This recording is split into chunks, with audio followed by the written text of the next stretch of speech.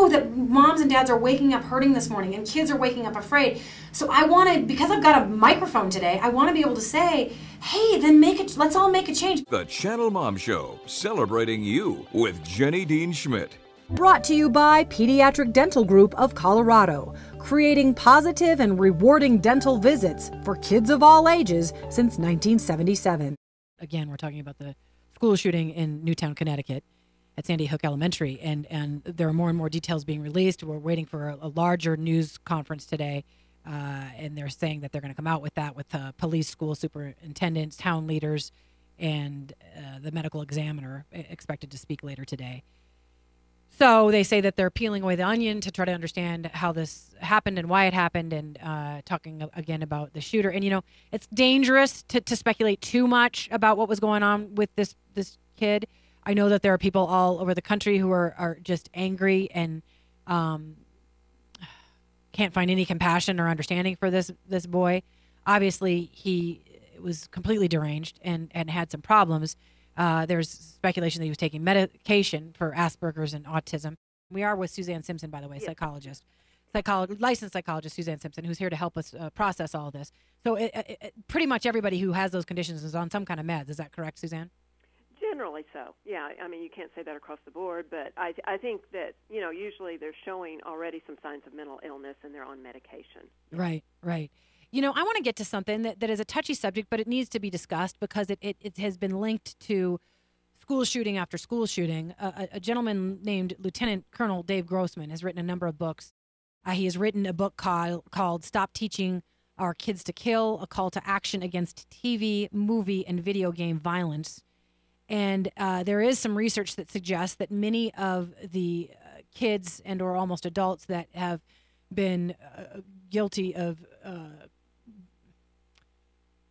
being the perpetrators in these shootings have been involved with playing these games a lot or being, you know, watching a lot of violent TV. And what, any commentary on that, Suzanne? What we're finding about it, what those games do to the brain and how they can cause these things? Oh, absolutely. I think we can trace that back to the guy Hinckley, you know, that killed President Kennedy. I think that what happens is, you know, any of that visual of what we see, you know, really creates an image in our mind, and it reinforces maybe some of the hatred that's already inside us, you know, because we all have some, and kids can have more, you know, depending on how their makeup is. So I think if it's a regular routine with them that they're watching that kind of thing, it's going to create some type of image in their mind that there could be violence and they could create their own violence. And I think that's how it starts. Yeah, it's glorified. By the way, you said Hinckley killed, I don't think you meant President Kennedy. I believe he's the one that was the shooter with Reagan. Reagan, yeah. So let's talk a little bit more about this because, I don't know, 80% of American boys at least are playing violent video games. You know, my son, we don't allow them in our house, partly because we've been through a school shooting and we've seen the research. So we don't allow them in our house, but let's be honest, my son plays them when he goes to other people's houses. And I am not perfect. I'm not suggesting for a second that I'm a perfect parent, but I do think that this topic has to be addressed. That if you are, and the research suggests that if you'll sit down, just sit down with your child and be with them when they're playing games or when they're watching television, that's half the battle. That they at least need somebody to be processing this with them, to be talking them through it, and not just to be sitting in a room in the dark playing these games hour after hour. Even if it's with a friend, they need adult guidance because they say something that suggests that something called the dog brain kicks in, and they go into the sort of immature mode where they can anesthetize themselves and numb themselves to everything that's unfolding, and then lo and behold, they can do that in real life as well. So can we talk about that phenomenon? Because most of our kids are exposed to this. And there is no link at this point to Adam Lanza and violent video games. We don't know. There certainly is to other shooters and other school shootings. But you know, I may make some parents mad this morning, but I want to talk about it. And by the way, if you do have a question, 303-297-1510. You know, how do we alleviate this, Suzanne? And is it true that they need to be talked through these things, that they can't just have them ad nauseum? You know, talk about the violent video game thing a little bit more. Well, I think it's hard to withdraw from that entirely. But I think you're right. I mean, I think if you notice that your children are isolating themselves more and doing that type of thing, then that is really a clue that you're not having any connection with, your kids. And I think the more you recognize that there's other activities that you can do with your kids that don't require them, being on the video, the better it is. And I think the cell phones are similar, where people just spend all their time texting, and there's just a lack of connection. Yeah. And that again, because I do the show, I do research on this stuff all the time, and I never want to be somebody who condemns. So that's not what I'm here to do. I'd rather teach and instruct and let us all learn. I'm learning right along with everybody else out there. It is proven that kids who have parents spending more time with them, and even the kids who are in two-parent homes, and I'm certainly not saying that single mothers are going to raise violent kids at all, but basically kids who are surrounded by a couple of people. So even if you're a single mom, they say a male role model is a good thing to bring in. So kids who have people surrounding them, adults surrounding them who are loving them, spending time with them, are less likely to do things like fail out of school, to do drugs, to have an early onset of sexual activity, to commit violent acts, all kinds of things if somebody just spends time with them. Mm-hmm. And I think, do we now have a caller on the line, Dan? And what's their name? We got Chris. Okay. Chris, do you have a question for Suzanne today? Welcome to the Channel Mom Show. Yeah. Well, I just had a couple thoughts. I'm wondering if actually it's I don't know if maybe we're talking about different terms, but I'm thinking it might be called the reptile brain, not the dog brain. Okay. Referring to the primitive portions of our brain that really kind of harken back to creatures that we descended from. Because we don't descend from dogs, we ultimately descend from reptiles. Yeah, we could argue about that. I don't actually believe that, but we can. But go ahead, reptile brain. Continue with that. Yeah. Well, just for point of clarification, just to be accurate. And I just kind of wonder. I agree with you on the video game situation, but the fact that that's 80% of children that play violent video games. I wonder if there's really truly been a causative link established. I think they'll find one if they haven't already, but I think it's hard when pretty much the grand majority of all children are playing violent video games, at least 80%, then it's hard to disentangle what's causing what, because after all, if they're all playing it, then it's just really, Why are they not all committing violent acts? Is that what you're saying? I am, but I agree with it, and I do think it's really important for adults to sit by and process with the children because it's just so unfiltered otherwise. Mm-hmm. I do think, though, that